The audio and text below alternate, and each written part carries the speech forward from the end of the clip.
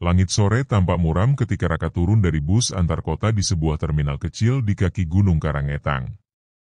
Matanya menyapu suasana desa yang masih asing. Jalanan sempit, rumah-rumah tua dengan genteng lumutan, dan kabut tipis yang turun lebih awal menandakan desa ini tak terlalu bersahabat bagi pendatang. Namun, ia tak punya pilihan. Setelah dipecat dari pekerjaannya di kota karena perusahaan bangkrut, Raka hanya membawa satu tas ransel, sisa uang pesangon, dan ponsel dengan baterai setengah. Tujuannya sederhana, menjauh dari hiruk-pikuk dan mencari ketenangan, setidaknya untuk sementara.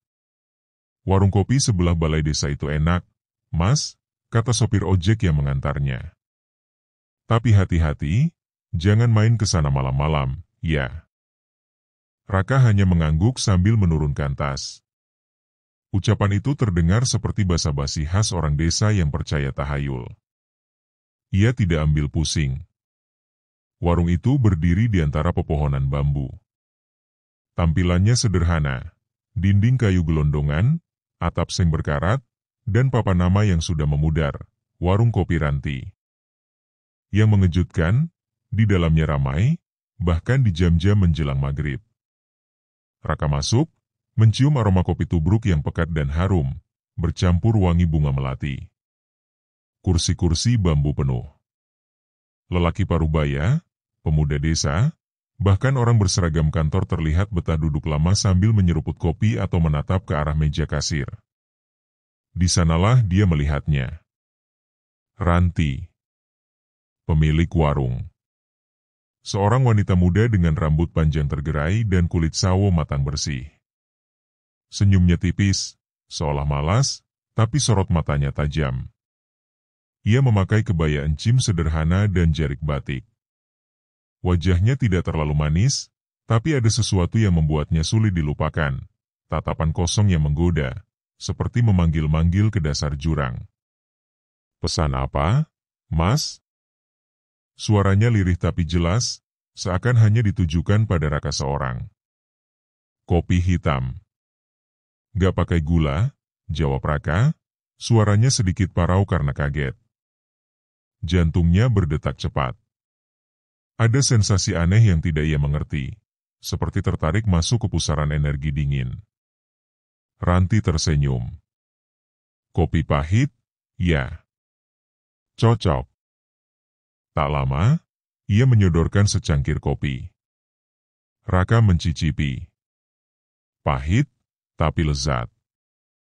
Ada rasa yang tidak bisa dijelaskan. Setelah tegukan pertama, lidahnya terasa ringan, pikirannya perlahan tenang. Warung ini terasa seperti pelarian yang sempurna. Ia duduk di pojok, diam-diam mengamati sekitar. Di dekat dapur ada lelaki tua bertopi duduk diam tanpa pesan apa-apa.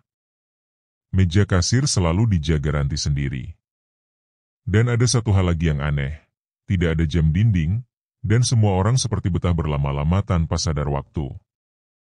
3 hari berlalu. Raka tinggal di rumah sewa dekat sawah, hanya 5 menit jalan kaki dari warung kopi. Setiap sore ia datang, memesan kopi yang sama, duduk di sudut yang sama. Ia mulai mengenal beberapa pelanggan tetap, namun pandangannya selalu kembali ke Ranti. Ia mencoba berbincang. Awalnya hanya basa-basi. Tentang cuaca, kopi, atau bunga melati yang sering ditaruh di meja. Namun Ranti selalu menjawab secukupnya, lalu pergi dengan senyum samar yang membuat Raka semakin penasaran. Kenapa malam-malam warungnya tutup? Tanya Raka suatu hari, memberanikan diri. Padahal kalau buka malam, pasti ramai juga. Ranti berhenti sejenak. Tatapannya berubah. Kami tidak buka saat malam purnama. Raka tertawa kecil.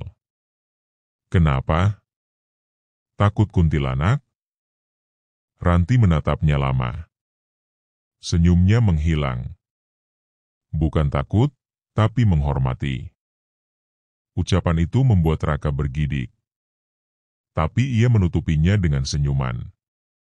Malam itu, saat kembali ke rumah, bayangan wajah Ranti terus muncul di pikirannya. Ia gelisah. Nafsu dan rasa penasaran mulai menyatu menjadi obsesi. Beberapa malam kemudian, kabut tebal menyelimuti desa. Bulan purnama menggantung sempurna di langit, besar dan terang. Jalanan lengang. Suara jangkrik bersahutan dengan suara burung hantu di kejauhan. Raka tidak bisa tidur. Dalam pikirannya hanya ada satu hal, warung kopi itu. Dan Ranti. Ia keluar diam-diam, melewati jalan setapak yang gelap menuju warung. Walau warung tampak tutup, lampu temara masih menyala. Dari celah jendela, ia melihat bayangan Ranti sedang duduk sendiri di depan cermin panjang, membelakangi pintu. Pintu warung terkunci, tapi anehnya, begitu ia sentuh, engselnya terbuka perlahan, mengeluarkan suara decit pelan. Raka melangkah masuk, jantungnya berdebar kencang. "Ranti," panggilnya pelan. Wanita itu tak menoleh. Ia masih menatap cermin, rambutnya basah, mengenakan kebaya yang lebih tipis dari biasanya. Raka melangkah pelan mendekat. Tiba-tiba, angin dingin menyergap dari belakang. Pintu tertutup sendiri. Dan saat ia sudah berdiri di belakang Ranti, bayangan di cermin memperlihatkan bukan satu wajah, tapi 4. 3 sosok lain berdiri di belakangnya, 2 lelaki dan 1 perempuan, semua dengan mata hitam legam dan senyum menyeramkan. Wajah mereka membusuk, leher mereka terlihat tergores dalam seperti luka sayatan. Raka menjerit, namun mulutnya membeku. Kakinya tak bisa digerakkan. Ranti akhirnya bicara. "Kau seharusnya tidak datang malam ini." Kemudian ia berdiri. Sosok di cermin menoleh bersamaan, tapi kepala mereka tak searah dengan tubuh, berputar penuh hingga terdengar bunyi krek-krek menyakitkan. Ranti berbisik, "Tapi kau memang ditakdirkan jadi bagian dari warung ini, Raka." Malam itu, purnama bersinar lebih terang dari biasanya. Kabut tak kunjung hilang hingga pagi. Dan Raka menghilang tanpa jejak. Pagi hari setelah malam purnama itu, desa seperti biasa. Orang-orang beraktivitas, anak-anak berlari di jalan tanah, dan suara ayam berkokok masih terdengar nyaring. Namun ada satu hal yang berbeda. Raka tak terlihat lagi. Pemilik rumah sewa tempat ia tinggal melaporkan bahwa kamarnya kosong, hanya tas dan sepasang sepatu yang tertata rapi di depan pintu. Tak ada tanda perkelahian. Tak ada jejak kabur. Seolah ia menguap begitu saja dari dunia. Ia pendatang. "Mungkin sudah bosan dan pergi," kata salah satu warga, berusaha menenangkan rasa gelisah yang perlahan menyebar. Namun tidak dengan Pak Kosim, seorang pria tua yang setiap pagi selalu duduk di pojok warung kopi Ranti sambil membawa tas kulit lusuhnya. Ia menatap meja yang biasa ditempati Raka. Kosong. Dan Ranti tetap seperti biasa. Cantik, pendiam, dan ramah. Tapi sorot matanya pagi itu lebih dingin dari biasanya. Saat ia menyuguhkan kopi, tangannya nyaris tidak bersuara, seolah sudah terbiasa melakukan ini ratusan kali. Dan mungkin memang iya. "Raka tidak datang hari ini?" tanya salah satu pelanggan, sambil mengadu kopinya. Ranti hanya tersenyum samar. Mungkin sudah bosan. Sore harinya, hujan turun rintik-rintik. Angin gunung membawa bau tanah dan daun basah. Suasana warung lebih lengang dari biasanya. Ranti duduk di belakang, menghitung uang hasil hari itu. Namun matanya sesekali melirik ke sudut ruangan, ke sebuah pintu kayu kecil yang tersembunyi di balik tirai jarik. Itu bukan dapur. Itu adalah ruangan yang tidak boleh dimasuki siapapun. Tapi malam ini, pintu itu akan dibuka. Sementara itu, Pak Kosi berjalan pelan ke arah warung setelah semua pelanggan pulang. Ia datang bukan untuk minum kopi. Di tangannya, ia menggenggam foto tua dan secari kertas yang mulai usang. Sampai di depan warung, ia mengetuk 3 kali. Tak lama, pintu dibuka sedikit. Ranti berdiri di baliknya, mengenakan kebaya hitam dengan selendang merah di bahu. "Sudah waktunya, Pak?" tanyanya pelan. Pak Kosim mengangguk. "Aku ingin melihat nama-nama itu lagi. Pastikan dia memang salah satu dari mereka." Ranti mempersilakannya masuk. Warung kini remang, hanya diterangi lampu minyak. Mereka berjalan melewati meja-meja kosong hingga tiba di tirai jarik tadi. Dengan satu gerakan halus, Ranti menarik tirainya, mengungkap pintu kayu tua dengan ukiran aneh. Di balik pintu itu, tangga menurun ke ruang bawah tanah. Udara di dalamnya lembab dan dingin. Bau kemenyan tipis tercium samar. Dinding batu dan tanah memperlihatkan bahwa ruangan ini sudah ada jauh sebelum warung berdiri. Di ujung tangga, ada ruangan luas yang dipenuhi rak-rak kayu. Di dindingnya, tertulis puluhan nama dengan cat merah. Setiap nama memiliki tanggal kematian, mungkin. Pak Kosim mendekati dinding itu, membungkuk. Matanya menyusuri setiap baris. Dan di sana, nama baru tertulis rapi. Raka Wibowo, 21 Mei 2025. Tangannya gemetar. Ia menggigit bibir. Anak itu terpilih cepat. Ranti berdiri di belakangnya, tatapannya tenang. Ia datang saat purnama, dengan niat yang tak bersih. Nafsu dan niat buruk lebih mudah dijadikan tumbal. Pak Kosim menarik napas dalam. "Dulu aku juga begitu, aku datang karena cinta, lalu terperangkap. Tapi aku selamat." "Karena kau tahu kapan berhenti," jawab Ranti pelan.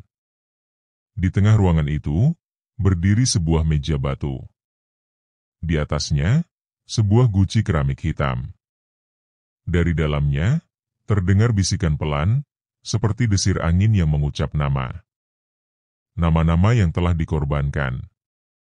Pak Kosim berbalik, menatap Ranti. "Sudah berapa tahun kau jalani semua ini?" Ranti tak langsung menjawab. Ia mendekati guci, menyentuhnya dengan jari telunjuk. "Sejak umur 17. Warung ini milik ibuku dulu. Lalu diwariskan. Tapi pesugihan bukan warisan yang bisa kutolak. Sekali mulai, tidak bisa mundur. Jika tidak menyerahkan satu tumbal setiap 2 purnama, aku sendiri yang akan jadi korban." Matanya kini berkaca-kaca, tapi tak menetes. "Aku tidak pernah ingin ini." Pak Kosim mendesah. "Kau masih bisa keluar, Ranti. Tapi harus ada yang menggantikanmu." Ranti mengangguk pelan, lalu menatap dinding tempat nama-nama itu tertera. "Dan aku tahu siapa yang akan jadi pewaris berikutnya." Malam itu, angin makin kencang. Di sudut warung, seekor kucing hitam mendesis tanpa sebab, sebelum berlari keluar jendela. Lampu minyak tiba-tiba padam, dan lilin di altar kecil menyala sendiri. Darah tumbal telah diserap tanah warung itu. Ranti kembali ke dapur, duduk sendirian. Tangannya bermain dengan liontin kecil berbentuk bulan sabit. Ia menggigit bibir, seolah menyimpan sesuatu. Pikirannya melayang pada Raka. Ia tahu sejak awal bahwa Raka bukan orang jahat. Tapi pesugihan tidak menilai baik atau buruk. Hanya niat dan nafsu. Dan Raka memiliki keduanya dalam kadar cukup untuk memuaskan entitas penjaga warung ini. Sambil menatap api lilin yang menari pelan, Ranti berbisik pada dirinya sendiri. "Satu lagi. Hanya satu lagi sebelum aku pergi selamanya." 3 hari setelah menghilangnya Raka, suasana desa Kembang Langit kembali tenang di permukaan. Namun dari balik ketenangan itu, ada sesuatu yang terasa ganjil. Beberapa warga mulai menghindari warung kopi Ranti. Mereka tidak bicara, tapi tatapan mereka penuh curiga, seperti menyimpan kebenaran yang tak pernah berani diungkap. Sementara itu, seorang gadis berusia sekitar 18 tahun, bernama Laras, mulai sering terlihat membantu Ranti di warung. Laras adalah keponakan jauh dari almarhum Ibu Ranti yang datang dari luar kota, katanya ingin belajar berdagang. Ranti menyambutnya dengan tangan terbuka. Namun, bagi Pak Kosim, kehadiran Laras bukan kebetulan. Pagi itu, saat warung masih sepi dan embun belum sepenuhnya menguap dari daun-daun, Pak Kosim duduk berhadapan dengan Laras di meja pojok. Ia menatap gadis itu dalam-dalam, seolah mencari jawaban di balik mata jernihnya. Kau tahu tempat seperti ini punya sejarah panjang, kata Kosim, membuka percakapan. Laras tersenyum sopan. Saya suka sejarah, Pak. Tapi lebih suka kopi. Kosim tertawa kecil, lalu mencondongkan tubuh. Kau tahu kenapa warung ini selalu ramai, bahkan saat warung lain tutup? Laras mengangkat bahu. Mungkin karena Ranti cantik. Cantik? Ya. Tapi ada harga yang harus dibayar untuk membuat warung kecil seperti ini tak pernah sepi. Mendengar nada suaranya yang berat, Laras mulai serius. Apa maksud Bapak? Pak Kosim menghela napas. Kau harus tahu, Laras. Sebelum terlambat. Tempat ini bukan sekadar warung. Ini wadah pesugihan tua. Dan kau bukan di sini hanya untuk belajar jualan. Kau di sini karena sudah dipilih. Laras menegang. Dipilih? Sebagai pewaris. Di dapur, Ranti tengah merebus air sambil mendengarkan suara percakapan mereka dari balik tirai. Ia tahu, cepat atau lambat, rahasia itu harus dibuka. Laras tidak bisa terus dibohongi. Ranti menatap panci air yang mengepul, seolah melihat bayangan ibunya sendiri. Seorang perempuan keras, dingin, tapi setia pada perjanjian keluarga. Kalau aku mati, kamu yang harus teruskan, Ran, kata ibunya di malam terakhir sebelum meninggal. Kalau tidak, kita semua akan dilenyapkan. Ranti waktu itu masih remaja. Tak mengerti. Tapi sejak malam itu, warung mulai berubah. Aroma kopi yang semula harum menjadi menyimpan bau amis samar, seperti darah yang belum kering. Dan sekarang, giliran Laras. Kenapa saya? Tanya Laras setelah lama diam.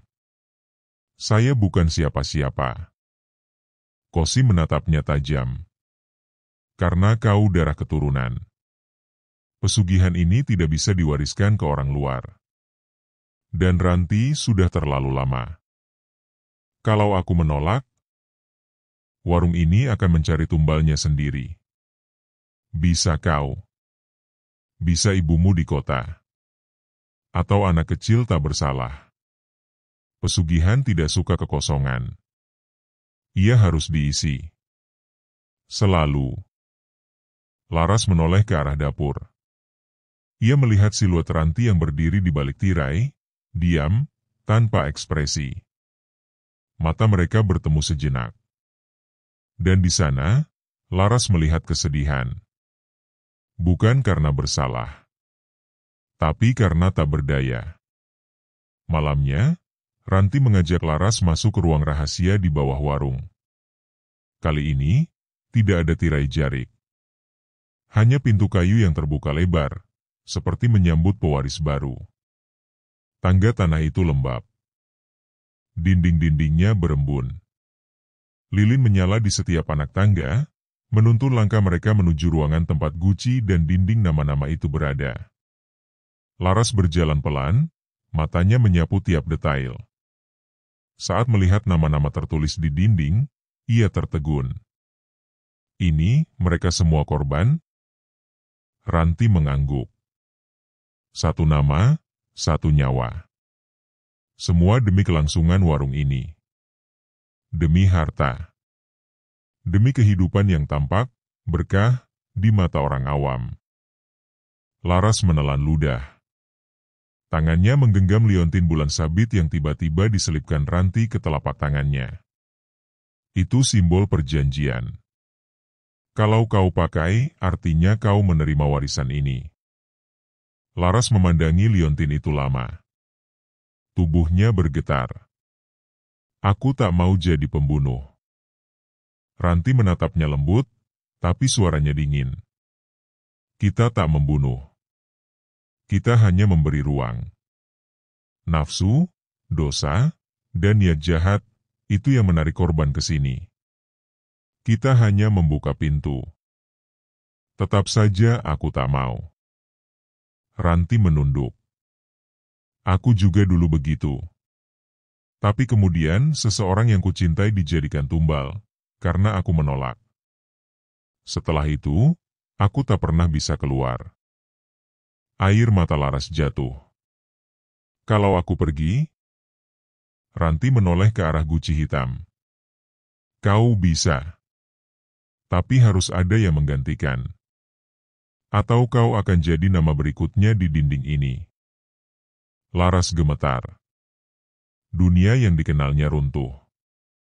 Ia pikir warung ini hanyalah tempat singgah, pelarian dari keluarga yang retak.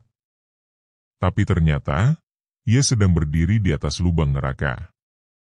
Malam makin larut. Hujan deras turun tanpa jeda. Petir sesekali menyambar langit gelap. Di luar, suara kodok bersahutan dengan lolongan anjing dari kejauhan. Laras kembali ke kamarnya yang sempit di belakang warung. Di atas meja kecil, liontin itu tergeletak. Ia memandanginya lama. Pikirannya kacau.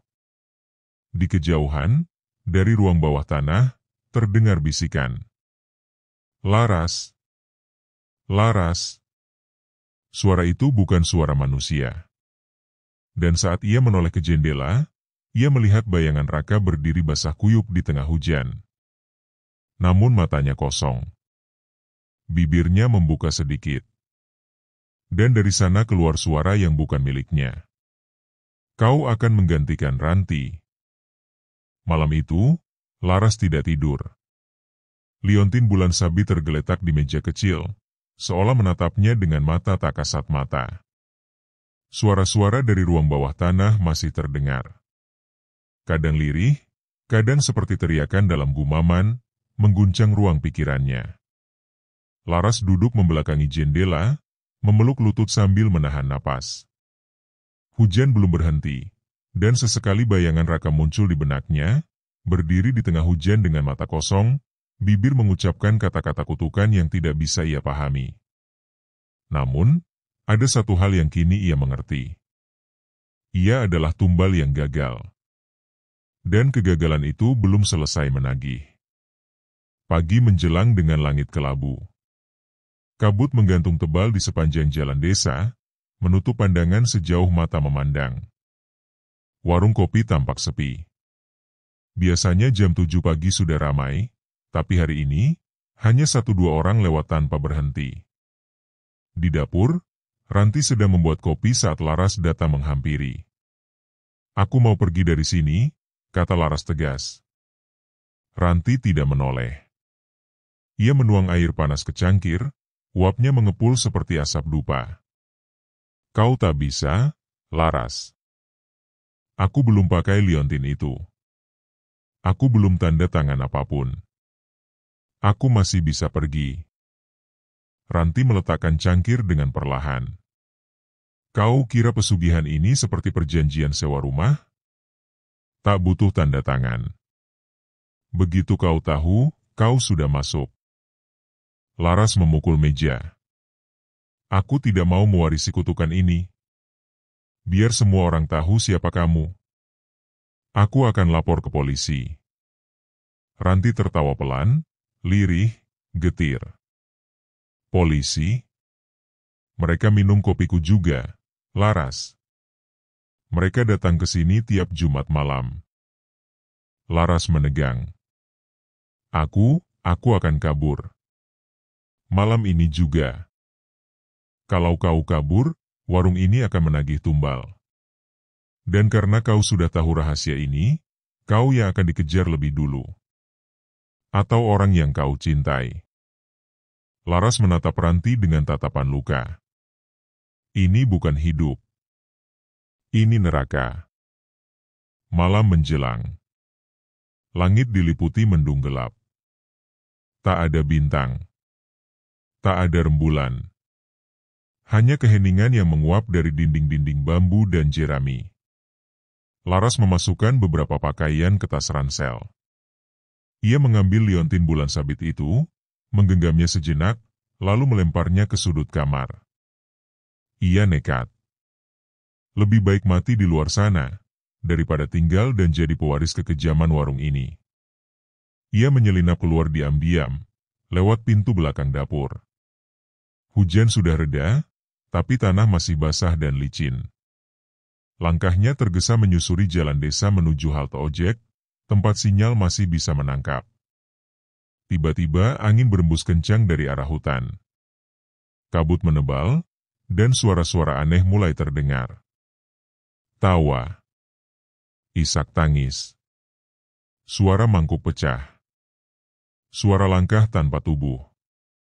Dan kemudian, La Araraas. Ia menoleh. Tak ada siapa-siapa. Namun tubuhnya menggigil. Ia tahu, ia diawasi. Laras berlari. Sampai ia melihat sesuatu berdiri di ujung jalan. Makhluk tinggi, berjubah hitam, wajahnya hanya topeng hitam dengan simbol bulan sabit merah menyala di dahi. Makhluk itu membuka kedua tangan, dan bumi di sekitarnya mendadak bergetar pelan. Di belakangnya, tanah membuka. Asap dan bau busuk menyembur. Dan dari sana muncul Raka. Tapi wajahnya hancur. Kulitnya mengelupas, matanya putih kosong, dan dari mulutnya mengalir darah kental berwarna hitam. Laras, kau harus menggantikan aku. Laras mundur, gemetar. Tidak. Raka mendekat. Di tangannya tergenggam liontin bulan sabit yang tadi dilempar Laras. Ambil ini. Atau orang tuamu di kota akan jadi tumbal selanjutnya. Laras terjatuh. Ia merasakan tubuhnya lunglai. Mulutnya ingin menjerit, tapi tenggorokannya seperti dicekik oleh udara berat dan beracun. Dari kejauhan, Ranti datang berlari. Matanya merah, wajahnya pucat. Laras, jangan ambil liontin itu. Laras menatapnya bingung. Tapi, kalau aku tidak ambil mereka akan mati. Aku yang akan menanggungnya. Aku sudah tua. Aku lelah, biar aku yang menutup warung ini. Tapi kau, Laras, jangan teruskan siklus ini. Ranti menoleh ke sosok hitam berjubah dan Raka yang berdiri di lubang neraka. Ia mendekat, membuka kancing bajunya dan menunjukkan simbol bulan sabit yang terbakar di dadanya. Ambil aku, bukan dia. Makhluk itu menatap Ranti sejenak. Lalu angin besar bertiup. Api muncul dari tanah. Ranti melangkah masuk ke dalam lubang itu perlahan. Sambil tersenyum pada Laras. Aku minta maaf. Hiduplah, tanpa warung ini. Begitu kakinya menginjak lubang, tanah menutup dengan suara dentuman keras. Raka lenyap. Makhluk berjubah hitam menghilang. Dan liontin di tangan Laras berubah jadi debu. Esok paginya, warung kopi Ranti terbakar habis. Tak ditemukan jenazah. Tak ada jejak siapapun.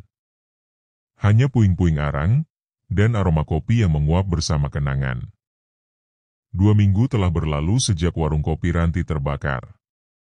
Laras kini tinggal di rumah tantenya di kota kecil sebelah.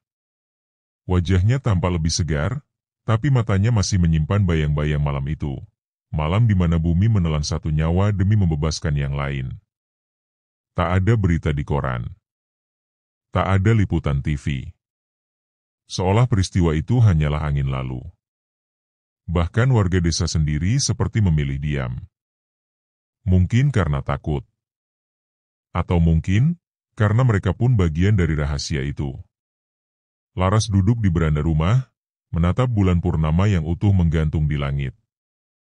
Purnama yang dulu menjadi saksi pertemuan pertamanya dengan Raka, Seorang pria penuh nafsu yang ternyata hanya umpan dalam sebuah perjanjian gelap. Ia menarik napas panjang, lalu menulis sesuatu di buku hariannya. Raka, andai kau tahu, aku tak pernah membencimu.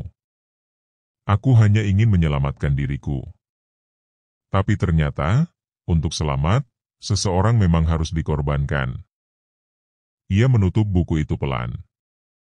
Beberapa hari kemudian, Laras memutuskan kembali ke desa.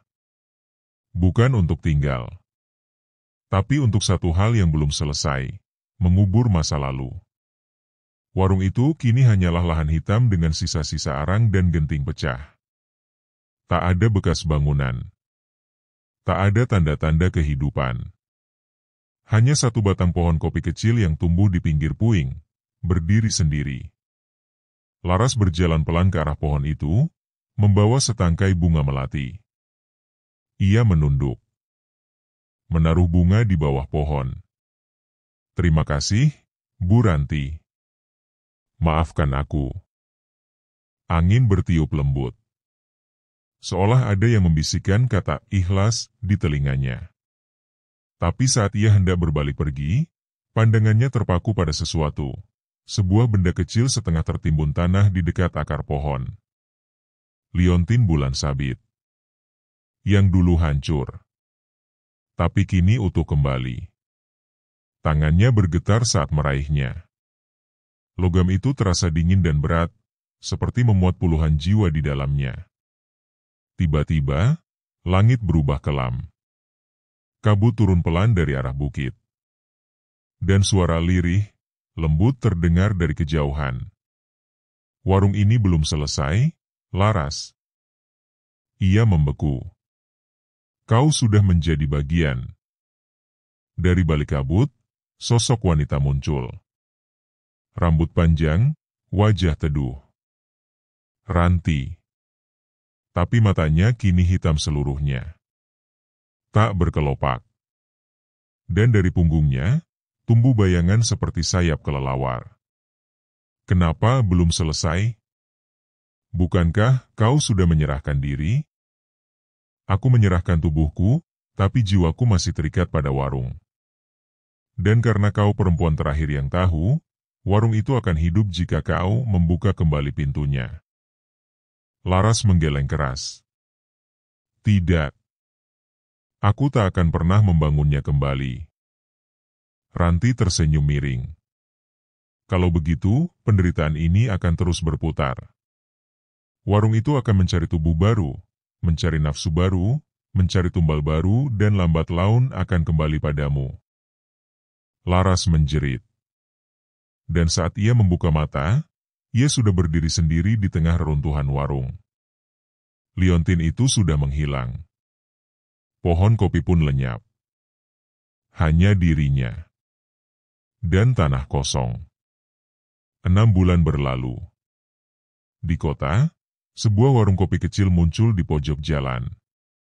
Dinding kayu, aroma kopi wangi dari kejauhan. Pelayan wanitanya muda, cantik, manis, dan sering tersenyum misterius. Namanya bukan Laras. Tapi tatapannya sama. Setiap malam Jumat Kliwon, lampu warung tak pernah padam. Dan kadang, di kursi pojok, ada lelaki mabuk cinta duduk diam, menunggu sentuhan manis yang ternyata adalah awal dari akhir. Tamat.